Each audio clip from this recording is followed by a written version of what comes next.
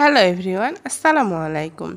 সকাল বা বিকেলের নাস্তার জন্য ঝটপট তৈরি করে নিতে পারেন মজাদার আলুর খাস্তা কচুরি। এই কচুরিটা তৈরি করা যেমন খুবই সহজ আর খেতে অনেক বেশি মজা। বাচ্চার টিফিন বা বিকেলের নাস্তার জন্য ঝটপট এই নাস্তাটা আপনারা তৈরি করে নিতে পারেন।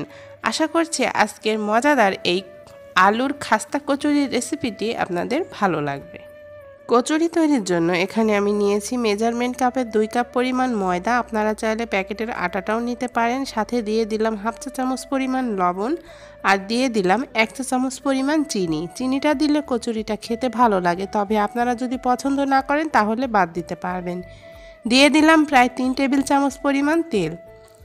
যেহেতু এটা খাস্তা কচুরি তাই তেলের পরিমাণটা একটু বেশিই দিতে হবে, না হলে খাস্তা হবে না। এবারে হাত দিয়ে খুব ভালোভাবে এভাবে মাখিয়ে নিতে হবে।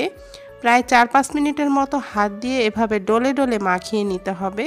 যত ভালোভাবে মাখাবেন কচুরিটা তত বেশি খাস্তা হবে। মাখাতে মাখাতে যখন আটাটা এরকম মুঠো পাকানো যাবে সে পর্যায়ে বুঝতে হবে মাখানো হয়ে গিয়েছে।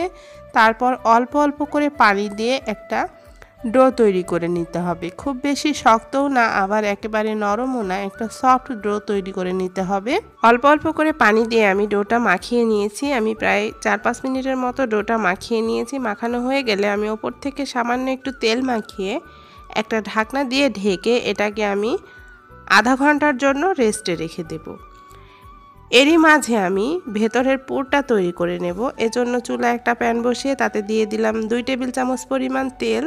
তেলটা যখন গরম হয়ে আসবে সে পর্যায়ে দিয়ে দিচ্ছি হাফ চা চামচ পরিমাণ পাঁচফোড়ন আর হাফ চা চামচ পরিমাণ আস্ত জিরা। এগুলোকে একটু ভেজে নিচ্ছি।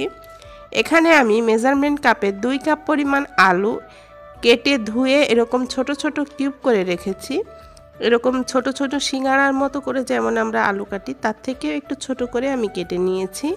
এখানে দিয়ে দিলাম হাফ কাপ পরিমাণ পেঁয়াজ কুচি, সাথে দিয়ে দিলাম 2 চা চামচ পরিমাণ রসুন কুচি আর 3-4টার মতো কাঁচামরিচ কুচি। এবারে এগুলোকে একটু ভেজে নেব। এগুলো যখন একটু ভাজা ভাজা হয়ে আসবে সে পর্যায়ে আমি বাকি মশলাগুলো দিয়ে দিচ্ছি।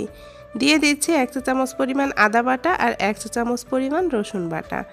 সাথে দিয়ে দিচ্ছি 1 চা চামচ পরিমাণ লবণ, 1 চা চামচ পরিমাণ জিরার গুঁড়া, দিয়ে দিচ্ছি হাফ চা চামচ পরিমাণ হলুদের গুঁড়া আর সাথে 1 চা চামচ পরিমাণ লাল মরিচের গুঁড়া। তবে ঝালটা যে যার পছন্দ মতো একটু বাড়িয়ে বা কমিয়ে দিতে পারবেন। এবারে মশলাটাকে খুব ভালোভাবে কিছুক্ষণের জন্য কষিয়ে নেব।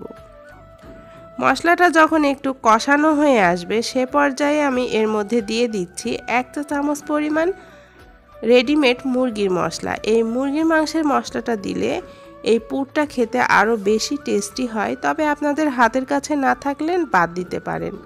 এবারে আমি আলুগুলো দিয়ে দিচ্ছি। আলুগুলো দিয়ে এই মশলার সাথে প্রায় 4-5 মিনিটের মতো খুব ভালোভাবে কষিয়ে নেব। চুলার আঁচটা মিডিয়ামে রেখে আমি খুব ভালোভাবে আলুটাকে কষিয়ে নিচ্ছি। প্রায় 4 থেকে 5 মিনিট পর আলুটা যখন কষানো হয়ে যাবে তখন আমি আলুটা সেদ্ধ হওয়ার জন্য পানি দিয়ে দিচ্ছি। এখানে আমি প্রায় 1 কাপের মতো পানি দিয়ে দিলাম। পানিটা দিয়ে একটু নেড়েচেড়ে মিশিয়ে নিচ্ছি। তারপর এর মধ্যে দিয়ে দিচ্ছি প্রায় 2 চা চামচ পরিমাণ টমেটো সস। তবে এটা অপশনাল, আপনারা চাইলে দিতে পারেন, না হলে বাদ দিতে পারেন, তবে দিলে পুরটা খেতে অনেক বেশি ভালো লাগে। এবার একটু নেড়েচেড়ে মিশিয়ে নিয়ে একটা ঢাকনা দিয়ে ঢেকে চুলার আঁচটা মিডিয়ামে রেখে আমি এটাকে রান্না করে নেব যতক্ষণ না পর্যন্ত আলুটা সেদ্ধ হয়ে আসছে আর পানিটা টেনে আসছে সে পর্যন্ত। আমি প্রায় 10 মিনিটের মতো এটাকে রান্না করে নিয়েছি। আলুটা সেদ্ধ হয়ে গিয়েছে, পানিটাও শুকিয়ে গিয়েছে। এ পর্যায়ে আমি খুন্তি দিয়ে একটু এভাবে করে ভেঙে দিচ্ছি। এভাবে চেপে চেপে করে একটু আধা ভাঙা করে দিলে পুরটা খেতে আরও বেশি টেস্টি হয়। এ পর্যায়ে এর মধ্যে দিয়ে দিচ্ছি হাফ চা চামচ পরিমাণ গরম মশলা গুঁড়া, সাথে দিয়ে দিলাম প্রায় 3 টেবিল চামচের মতো ধনিয়া পাতা কুচি। তারপর খুব ভালোভাবে নেড়েচেড়ে কিছুক্ষণের জন্য মিশিয়ে নিচ্ছি। পুরটা কিন্তু পুরোপুরি রেডি হয়ে গিয়েছে। এ পর্যায়ে আমি এটাকে চুলা থেকে নামিয়ে খুব ভালোভাবে ঠান্ডা করে নেব। আধা ঘন্টা পর আমি ডোটাকে আরেকবারের জন্য খুব ভালোভাবে মথে নিচ্ছি। মাখানো হয়ে গেলে আমি এগুলোকে সমানভাবে লেচি কেটে নেব। আমরা যেমন ডালপুরি করি তার থেকে একটু বড় করে লেচিগুলো করতে হবে। সবগুলো লেচি আমি সমানভাবে করে নিয়েছি। এবারে আমরা কচুরিগুলো বানিয়ে নেব। এবারে আমি একটা বোর্ডের ওপরে সামান্য একটু ময়দা দিয়ে একটা ছোট রুটির মতো বানিয়ে নিচ্ছি। এরকম করে একটা রুটির মতো বানিয়ে নিতে হবে। রুটিটা বানানো হয়ে গেলে আমি এখানে পরিমাণ মতো আলুর পুরটা দিয়ে দিচ্ছি। খুব বেশি পুর দিতে যাবেন না, তাহলে আবার মুখটা লাগানোর সময় এটা ফেটে যাবে। খুব ভালোভাবে মুখটা আটকিয়ে নিচ্ছি। দেখুন দর্শক, আমি কিভাবে মুখটা সিল করে নিচ্ছি। এভাবে খুব ভালোভাবে মুখটা আটকিয়ে নিতে হবে, যেন কোনোভাবেই খুলে না যায়। চাইলে একটু পানি দিয়েও আটকিয়ে নিতে পারেন। খুব ভালোভাবে এভাবে পুটুলির মতো করে আমি আটকিয়ে নিয়েছি। তারপর হালকা হাতে বেলনি দিয়ে একটু বেলে নিচ্ছি। এ পর্যায়ে কিন্তু কোনোভাবেই জোরে জোরে বেলা যাবে না, তাহলে পুরগুলো বাইরে বের হয়ে আসবে। আমি হালকা হাতে এভাবে করে একটু বেলে নিয়েছি। আমি আপনাদেরকে আরও একটা কচুরি বানিয়ে দেখাচ্ছি। এভাবে করে আমি ছোট একটা রুটি বানিয়ে নিয়েছি। তারপর পরিমাণ মতো পুর দিয়ে দিলাম, দিয়ে খুব ভালোভাবে মুখটা আটকিয়ে নিচ্ছি।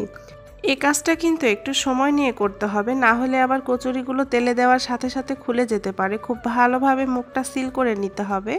মুখটা সিল করা হয়ে গেলে আমি আবারও একটু বেলে নিচ্ছি।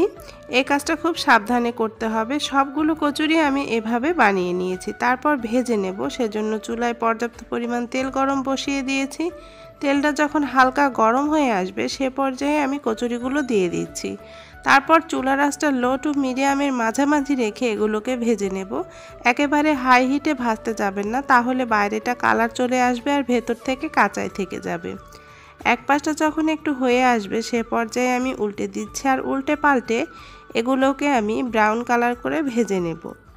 একটু সময় নিয়ে কচুরিটা ভেজে নিতে হবে, তাহলে এগুলো বেশি খাস্তা হবে। এই তো এগুলোতে খুব সুন্দর একটা কালার চলে এসেছে। আমি প্রায় 5 থেকে 6 মিনিটের জন্য এগুলো ভেজে নিয়েছি।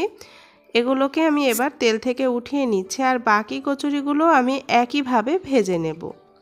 প্রিয় দর্শক, ভীষণ মজাদার আলুর খাস্তা বা কচুরি পুরোপুরি রেডি। খুব সহজেই আপনারা এই নাস্তাটা তৈরি করে নিতে পারেন। আমার এই রেসিপিটি ফলো করে একবার হলেও বাসায় তৈরি করে দেখতে পারেন। আশা করছি বাসার সবাই অনেক পছন্দ করবে। রেসিপিটি যদি আপনাদের ভালো লেগে থাকে তাহলে প্লিজ লাইক, কমেন্ট এবং শেয়ার করতে ভুলবেন না। সবাই ভালো থাকবেন, সুস্থ থাকবেন। আগামীতে আবার আপনাদের সাথে দেখা হবে নতুন কোনো রেসিপি নিয়ে। সে পর্যন্ত সবাইকে আল্লাহ হাফেজ।